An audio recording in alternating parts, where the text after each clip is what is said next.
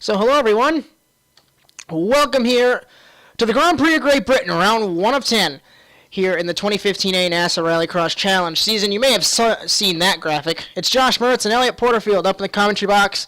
Dylan Livingood was here earlier, but he has previous commitments and was unable to make it for the first round of the 2015A Championship, and at the end of the 2014B Championship, we saw a lot of politics, a lot of crashing, low car counts, and it's a miracle that we are here for the 9th British Rallycross Grand Prix. But if the end of last season was any indication, we should have a blast for the 9th season here today. It's like I said, it's Josh Mertz and Elliot Porterfield up in the commentary box. It's been a while, Elliot.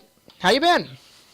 I've been good. Been recovering since my accident back in the first season at Negus. That was a big incident, and been on the recovery program here at the Rockstar Racing Team. It's been good, but you know, it's been a long road. As the story, the story is here that the teams have changed quite a bit before seating. You see how the cars girded up for seating here, but we'll get to that in a moment. The MRT squad, triple champion squad. Mertz is running car number 1, and Hagenstein has moved into car number 2.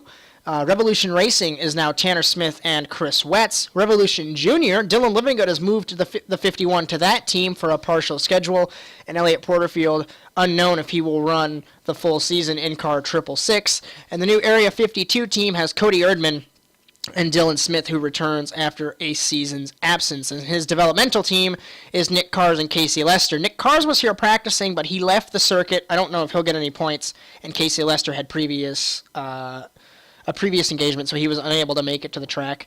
MRT Junior also exists. It is Eric Webler going for the Privateer Cup.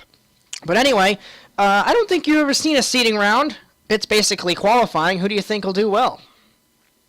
You know, Mertz is always good here. He seems to always have a consistent line, and we are running the short track around here, so it's more about aggression and diving into the corners and being able to keep it down and not slide off of the track. So I think it'd either be Josh Mertz or Dylan Livingood. So without further ado, Mertz is getting ready, and there he goes, the Triple Crown defending champion, starting his lap in car number 1 for Red Bull Subaru MRT, ditching the familiar purple car for the black and purple car for trying to go for his 4th championship as he slides through turn 1 like you mentioned. And rounding the corner through the chicane, halfway through his lap here at Croft. Going into the dirt section, this is a really hard section to get right. If you take it too hard, you will slide off, and that will ruin the lap. You have to hit this absolutely perfect. As rounding the final corner, he was 3 wheels on the earth. 1 was off the earth, 31.863 for the Triple Crown champion. And now it's Tanner Smith in the beautiful Rockstar Recovery Mitsubishi for Revolution Racing, one of your teammates. Yeah, I haven't raced with him actually ever before, but being around him at the shop and everything, it's been really nice. Just kind of getting to know everybody. And whoa, he's pulling a wheel off the ground there. Yeah, he was 2-wheeling it on that grip for seasons past. It's really strange about this circuit that outside asphalt is insanely grippy. And there is a bit, I don't know if it's muddy or anything, but there's a bit of dirt on the outside of the final corner that you have no grip. And here's Porterfield starting his seeding lap as Tanner Smith ran a 32.8456, so 6/10 I should say, off of Mertz's time. Going through these first few corners is very tough. It's a quick jot to the right and then to the left and then back to the right, but most people try to keep it as straight as you possibly can through there. And it's very tough not to overdrive it and end up in that grippy part, which could easily end your day. The chicane, for seasons past, people have tried to not even hit those curves, but I know Mertz is one of them, but he straight lines that chicane as Porterfield 32.737 on his first seeding lap ever in his career. Hagenstein, new teammate to Mertz in car number 2, will start his lap. So many different lines through the first couple of corners here, but everyone tries to stray away from that outside grip as it just surges as Hagenstein's all over the track. Those curbs really caught him there, and it kind of threw his car around. I don't know if he was ready for that. Diving it into the final corner, trying to overcompensate as Hagenstein in car number 2. off the final corner. He will cross the line, 32.676, and here's Living Good. As I noticed, maybe it's with age, but this track has become even more bumpier than usual. The back straightaway on the short course is really bumpy.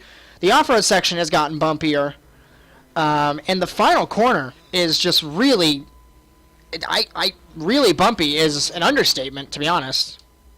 Yeah, trying to get around that final corner, getting on the throttle as hard as you can, just trying to get whatever you can out of it. Your car really slides around whenever it hits those bumps, and it's very tough to get through there without ending up in a tire barrier. So it's Chris Wetz now, runner-up in 2014A and 2012B as Living Good ran. Let's see when timing and scoring updates, 32.275, 0.4 of a second off the Triple Crown champion.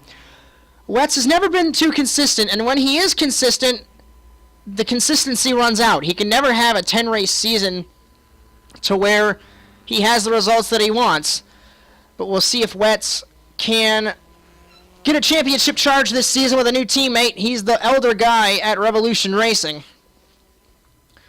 Yeah, he seems to have a very good ability to pull out a blistering lap, but it doesn't seem like he's able to keep that going over a long streak. But if he could tie them all together, he could really win some races.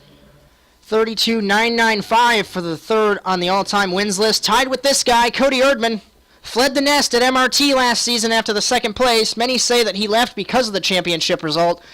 No, it wasn't that. He just wanted a new horizon for the two-time championship runner-up and the three-time championship podiumist, I guess you could say, as he's three wheels on the racing surface. One was off as he slides it into the final corner.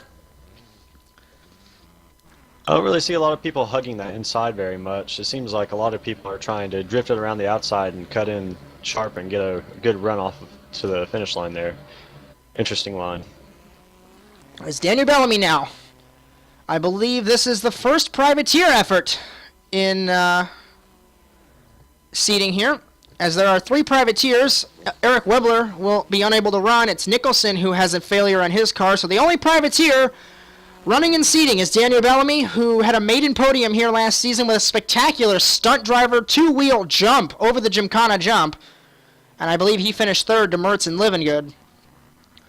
He rounds the final corner, and in his private Subaru, crosses the line. Let's see where he will go. 32.773. That'll put him 6th place in front of Erdman and Wetz. And here's the final car running and seating. It's Dylan Smith in car number 22 for the Area 52 team. Haven't seen him in a while. He's won one race to his credit, and it's the 2012B Round of the North Proving Grounds, and he flips the car.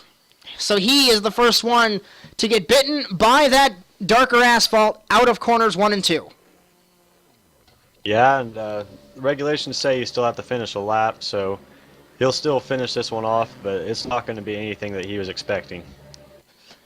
As Dylan Smith, I don't think he has the potential, but he's one of the younger drivers. He has the potential to string something good together, but it's very hit and miss. It's a lot like Wetz, but I don't remember the exact saying, but they say, youth doesn't equal experience or something like that, but I don't know exactly what I was meaning by that, to be honest. Hopefully you'll be able to understand. With maturity will come speed. Yes, that's what I was getting at. Thank you, Elliot.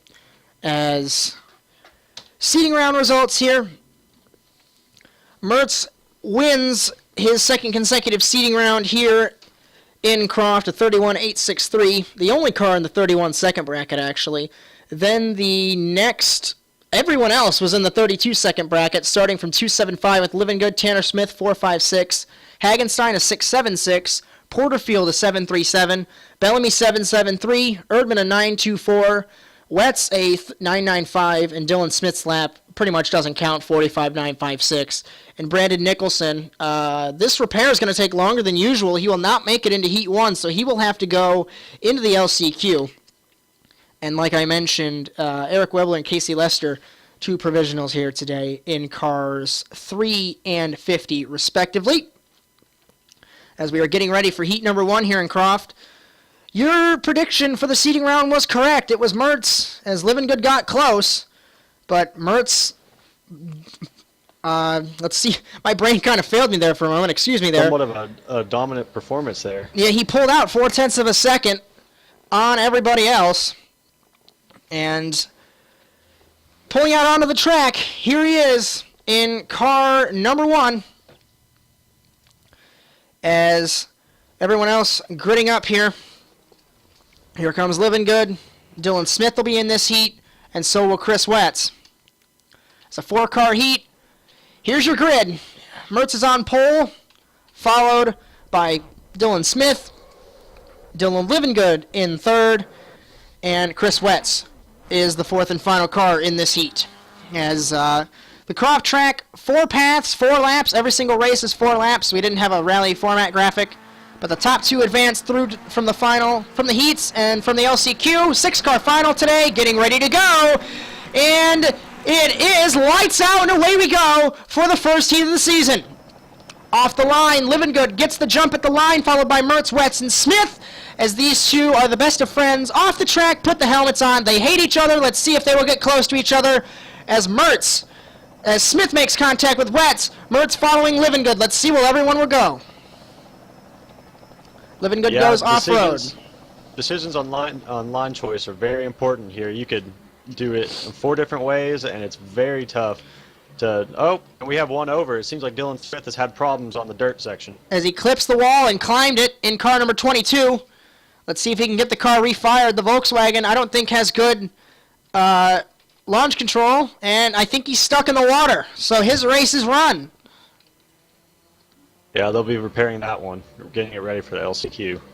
So we have 3 cars left as Livingood leads at the end of lap 1.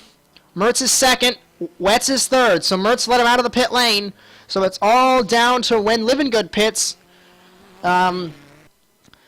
As realistically, this is an easy race from driving standpoint as he hits the wall! Livingood hits the wall in car number 51 over the Gymkhana jump. Looks like he's going to just take his pit lap here. It looks like he was trying to go for Gymkhana, but it just did not work out. He just misjudged the jump. As 4-time champion still proves that even with the vast experience that he has, you can still make mistakes. As rounding the corner, you see Livingood there. Mertz will take the lead in car number 1, followed by Wetz, as these two have pitted. So realistically, I think this is the order that they will finish as they take 2 laps to go. Yeah, that seemed like an incident that you can't come back from, but only time will tell. We'll have to see how everything plays out at the end of this. So, fastest lap, 41.851 from Mertz, but that's not including the short lap. So realistically, you are free from my lap count banter. As Mertz takes the Gymkhana jump in car number 1, so does Wetz in car number 71, as he has issues, but not as bad as his teammate, as Livingood will go to the short lap, but I don't think he'll be able to claw back any gap that he lost. As Mertz will take the white flag here in car number 1. Yeah, Livingood took the short course there, just trying to make up anything he could after that mistake, but I don't think it's going to make much of a difference. We'll just have to see coming through this final lap and see how it goes. His short lap was a 31.397.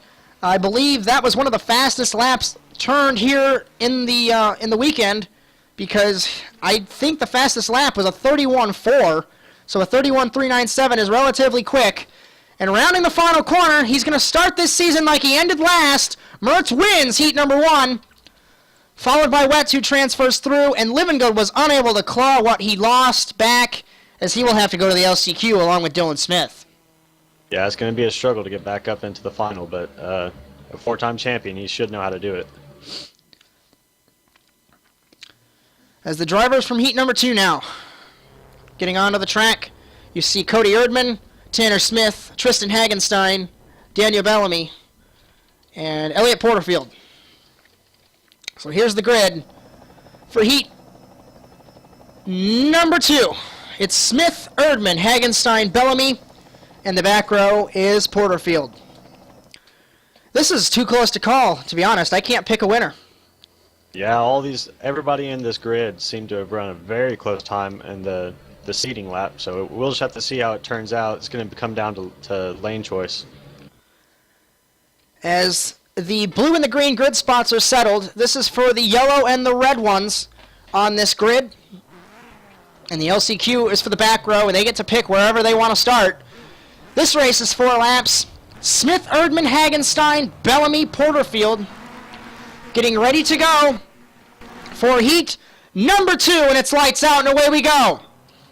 And off the line, too close to call. Who will get the whole shot? Erdman by a nudge at the start-finish line. As it's 3 wide with Smith, Hagenstein, and Bellamy. Very tight quarters here. And it looks like Erdman, Smith, Hagenstein, Porterfield, Bellamy, the running order as they split. We got a clean start there, but seems 3 people have gone into the dirt section. That's going to be tough for visibility. To the pit lane goes Smith and Bellamy. Hagenstein will battle with Erdman and Porterfield.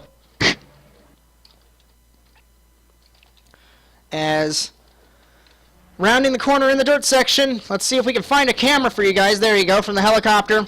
Porterfield hit the wall. Erdman leads at the end of lap number 1.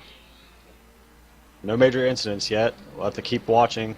It's a very dangerous track with the jump and the dirt section. It seems like those, along with the grip section coming out of turn 1, are very, very easy spots to just lose a race in an instant. As we saw in 2014A, after Mertz won his 2nd championship, he flipped it in the Gymkhana section, and even then a 2-time champion, 9-time race winner I believe he was at that time, even he could make mistakes, as Porterfield will lead at the end of lap 2. Erdman's 2nd. Hagenstein's pitting, but I believe he's going to get passed by Smith and Bellamy. I don't think the Volkswagen has pace, unfortunately, as Erdman runs it wide. Looks like he almost got it into the sand. I don't think he has any pace, so that car's not handling too well. He's collected it up, but it seems like it just can't handle the bumps for some reason. It's just like the suspension is just off just a little bit. As they both go to the pit lane, so let's see what the Volkswagen team could do. Maybe it's Erdman so used to the MRT Subarus and the Volkswagen has something catastrophically different. Yeah, coming into a new team, learning new equipment and learning new team members is very, very tough. It'll be good to see how he adjusts this season. Hopefully he can have a good season for his first season for the Volkswagen team. Smith leads at the white flag lap, then it's Porterfield and Bellamy, and Hagenstein has flipped it. Car number 2 is turtled in the Gymkhana section. That is not what he was wanting. I'm sure that he's very upset with that. As I'm hearing on that number 2 radio, it's a bunch of static, but from what I can hear, it's a load of profanity from Tristan Hagenstein, as the end of last season didn't come out too well compared to 2014A. Remember his 5 consecutive podiums. He didn't get that much in 2014B, but Tanner Smith will win heat number 2, as Bellamy will transfer through. To the LCQ goes Erdman in his first race for the Volkswagen team in Porterfield, along with the aforementioned Hagenstein. As I think a bunch of drivers are going to be scratching their heads here. It's going to be a very interesting LCQ and a very interesting final, depending on who makes it through. We'll just have to see. It's going to be a very close race. Cars are gridding up for the LCQ, and here's the grid. The first 2 grid spots are held by Revolution Junior cars. It's Livengood and Porterfield, then Nicholson for the Revolution Autosport satellite team. And that was an 11th hour deal to get Porterfield in the 666 car. And Nicholson was pushed out. So it's Hagenstein in car number 2. And on the back row are the 2 Volkswagens of Erdman and Smith. This is going to be a good race. Yeah, I'm predicting it to be a very, very, very close race. There's going to be a lot of beating and banging. It's just going to be just who wants it more. Getting ready. Nicholson jumped a tad. For the LCQ, it's lights out and away we go. As a result, he misses the start, but it's Hagenstein sandwiching Porterfield with Livengood, and at the line, Porterfield battling with Hagenstein. Who's going to get the jump into turn 1? He tried the outside, but he couldn't get it done. Now battling with Livengood. Livengood sneaks through, and it's Revolution Junior 1-2 already. Let's see who will go where. Hagenstein got by Livengood, and he leads him in the off-road section. The only 2 cars. A lot of people took the off-road section on the first lap here. It's going to see how that shuffles out. It's going to be very tough to pass or anything through there. Looks like Livengood was blocking Erdman in car number 52. Porterfield leads at the end of lap number 1. Hagenstein leads Livengood to the off-road section, and Livengood turns him! And that's a trip to the penalty box for car number 51. As he exits the dirt section, he flips it! Livengood's over! As he hits Erdman, the track is blocked. That's 3 cars. And that is the first red flag of the season. That was a very big incident. It started all the way back in the beginning or in the middle of that corner. It ended at the very exit of the corner, but red flag. So we'll just have to see how they can adjust to this restart and see if Elliott can get himself a good start again. So everyone returning to the grid here as the first restart of the 2015 A season. As I don't believe we saw a restart in 2014 B. I think there was one in 2014 A. But with starting 9 seasons racing at Croft and racing in the NASA RallyCross Challenge in general, you tend to forget the specifics of every single race. As the grid, it's been a long-lived series, and hopefully many more years to come. As in July, it's going to be 3 years already for the NASA RallyCross Challenge, and if you believe this, we only had 3 champions, and 2 of them are on track. Well, 2 of them are in this race. So hopefully we'll get a new champion. I know Living Good and Mertz like trophies, but I'm sure they don't want their name plastered all over everything. They want some diversity. But anyway, getting ready for the LCQ again here in Croft. Restart number 1, and it's lights out, and away we go.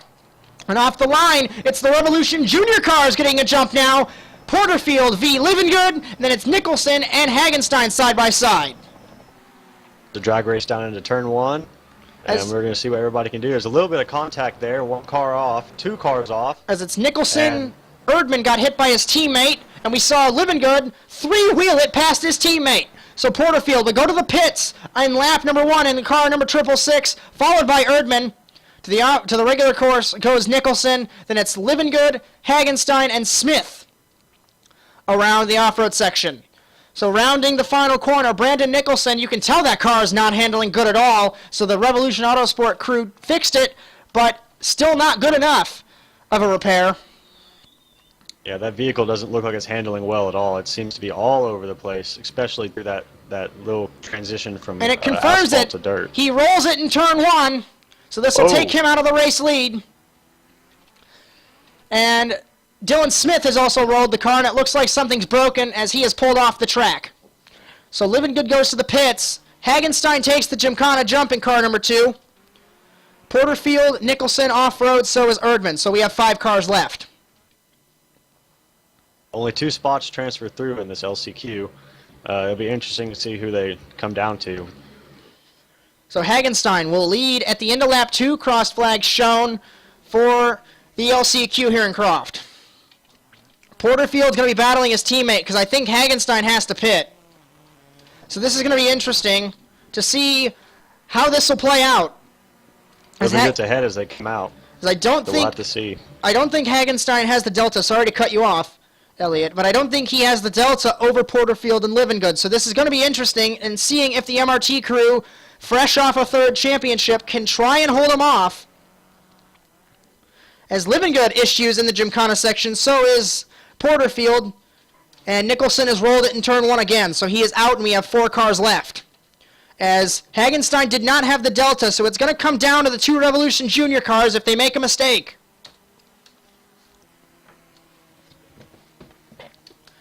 As Living Good and Porterfield in the transfer spots, then it's Hagenstein and Erdman on the outside looking in, as Nicholson has climbed over that tire wall and he is out of harm's way in car number 37. Looks like they're both going to have to take the short course here, and I believe this is going to be how it finishes. As rounding the final corner, it's confirmed. Living Good, in one of his few starts potentially this season, will transfer through via the LCQ, and Porterfield in his first race back as well. But he loses his perfect record of winning his heats. He won those 2 heats back in 2012A. Hagenstein 7th place points. 8th place points go to Erdman. 9th place to Nicholson, and 10th place to Dylan Smith.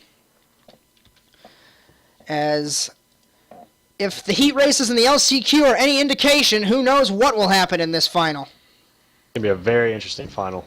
It's going to be very close racing, and it's like I've been saying this entire broadcast, it's going to come down to which lane you take.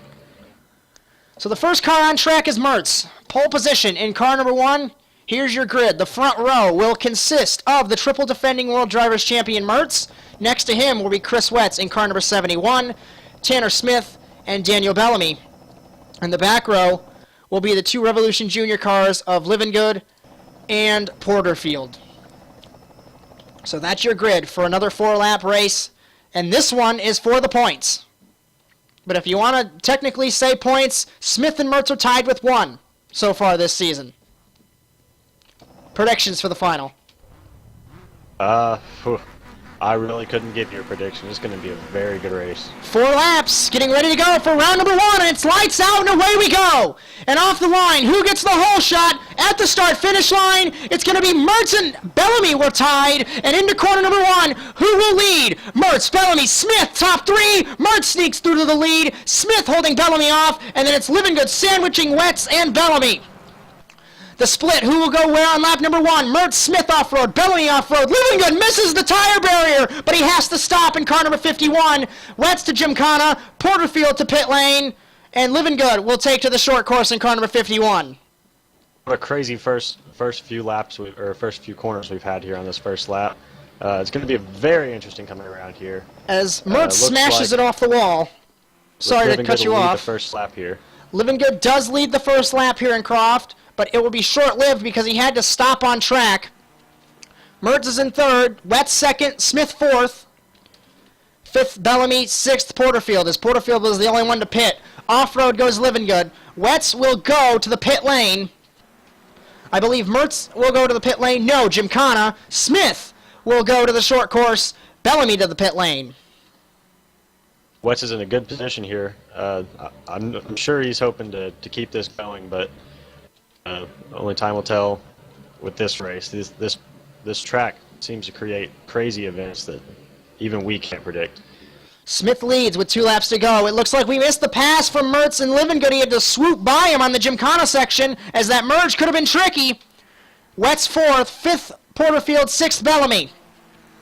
Bellamy could just cruise as he's leading in privateers. Smith having issues over the Gymkhana jump. Livingood follows Mertz into the pit lane, and this is going to get good between the 2 title protagonists. I think the last thing Livingood wanted to see was Mertz in front of him. I would hope that I would come out in front of him if I were him. White flag for Smith, but he hasn't pitted yet. So realistically, I think the battle is between Livingood and Mertz. Mertz has his short course left.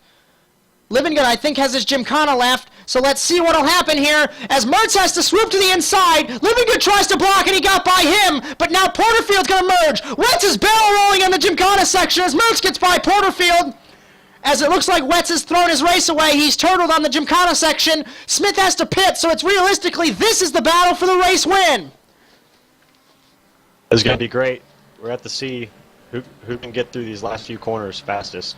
As So it looks like Mertz is taking the short course here. the Revolution Junior teammates are in the Gymkhana section as Livingood swoops by his teammate. Smith is in the pit lane, and Revolution will not win as it's Mertz was his 13th career victory in NASA Rallycross. Smith is 2nd. Porterfield has to settle for 4th as he got passed by Livingood. What a great 5th finish. is Bellamy, and 5th is Wetz, and 6th is Bellamy. I think Bellamy had an engine failure. As what a race for the first round of the championship. As there he is, your triple defending World Drivers Champion and a 13-time race winner. People say that number's unlucky, but I think he's going to like that number as he breaks the tie that he had with Livingood. It was broken and tied again and broken and tied again about 4 times last season, but now it's untied. And it's Mertz on top of the winning standings here in Croft. As here we go for the official results. These are the same as the driver's points, so basically it's the same. So Mertz wins in car number 1, 21 points to him with the heat win. Tanner Smith, 18 points, 17 with his heat win.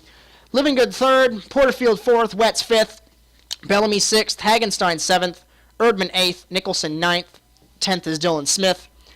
And we saw the 2 provisionals, Eric Webler and Casey Lester, 11th and 12th. They have 6 and 5 points respectively. The Constructors' Championship, this is relatively tight. And after a season of only having 2 constructor teams, Red Bull Subaru MRT leads over 1 point over the duo of Wetz and Smith for Revolution Racing with 30. Then Porterfield and Livingood, 28 points for Revolution Junior. Area 52 with Smith and Erdman, 18 points.